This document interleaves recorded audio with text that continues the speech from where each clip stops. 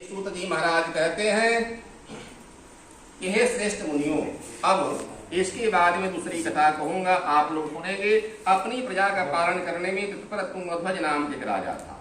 उसने सत्यदेव के प्रसाद का परित्याग करके दुख प्राप्त किया था। एक बार वन में जाकर के वन्य पशुओं को मार करके बट वृक्ष के नीचे आया। वहां उसने देखा कि गोपगण बंधु बांधवों के साथ संतुष्ट होकर के भक्ति पूर्वक भगवान सत्यदेव की पूजा कर रहे हैं। राजा है देख कर भी अहंकार बस न तो वहां गया न उसने भगवान सत्यनारायण को प्रणाम ही किया। इसके बाद पूजन के अनंतर सभी गोपगण भगवान का प्रसाद राजा के समीप रख करके वहां से लौट आए। इच्छानुसार सभी ने भगवान सत्यनारायण का प्रसाद ग्रहण किया। इधर राजा का प्रसाद का परित्याग करने से बहुत दुख प्राप्त हुआ। उसका संपूर्ण धन धान्य सभी 100 पुत्र नष्ट हो गए। राजा ने निश्चय किया कि बस नहीं, भगवान सत्यनारायण ने हमारा नाश कर दिया है, इसलिए मुझे वहीं जाना चाहिए जहाँ भगवान सत्यदेव का पूजन हो रहा था। ऐसा मन में निश्चय करके राजा गोपगणों के समीप गया। उसने गोपगणों के साथ भक्ति श्रद्धा से युक्त होकर भगवान सत्यदेव की पूजा की। भगवान सत्यदेव की कृपा से वह अपना धन पुत्रों से संपन्न हुआ और इस लोक में अनेक प्रकार के सुखों का भोग करके अंत में सत्यपुर वैकुंठ लोक को चला गया। श्री सूत जी महाराज कहते हैं कि जो व्यक्ति इस परम दुर्लभ भगवान सत्यनारायण की व्रत को करता है, पूर्णमयी फल प्रदायिनी भगवान की कथा को भक्ति युक्त होकर सुनता है, उसे भगवान सत्यदेव की कृपा से धन धान्य आदि की प्राप्ति होती है।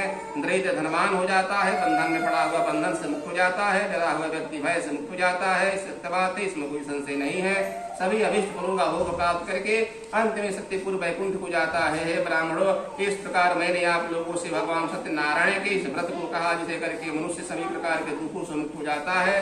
कलयुग में तो भगवान सत्यदेव की पूजा विशेष फल प्रदान करने वाली है। भगवान विष्णु को ही कुछ लोग काल, कोई सत्य, कोई ईश, कोई सतदेव और अनेक नामों से उनके नाम लेते हैं। अनेक रूप धारण करके भगवान सबके मनोकामना पूर्ण करते हैं।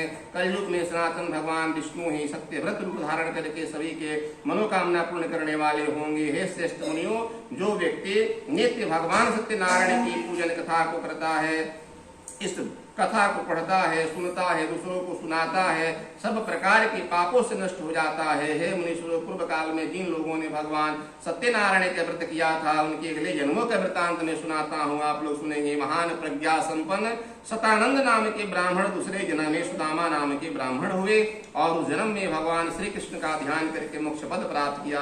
लकड़हारा बिल्कुहों का राजा हुआ। अगले जन्म में उसने भगवान श्री राम की सेवा करके मोक्ष पद प्राप्त किया। महाराज कुल का मुख दूसरे जन्म में राजा दशरथ हुए और जिन्होंने श्री रंगनाथ की पूजा करके अंत में वैकुंठ को प्राप्त किया।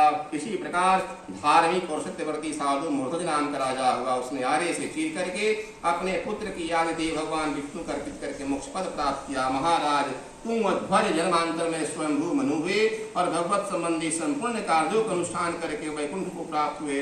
और जो गोपगण थे सब जन्मांतर में ब्रजमंडल में निवास करने वाले गोपगण हुए और सभी राक्षसों का संहार करके भगवान का शाश्वत धाम गोलोक धाम प्राप्त कर लिया। ब्रह्म सोले वृंदावन बिहारी लाल की जय, श्री सतदेव भगवान की जय।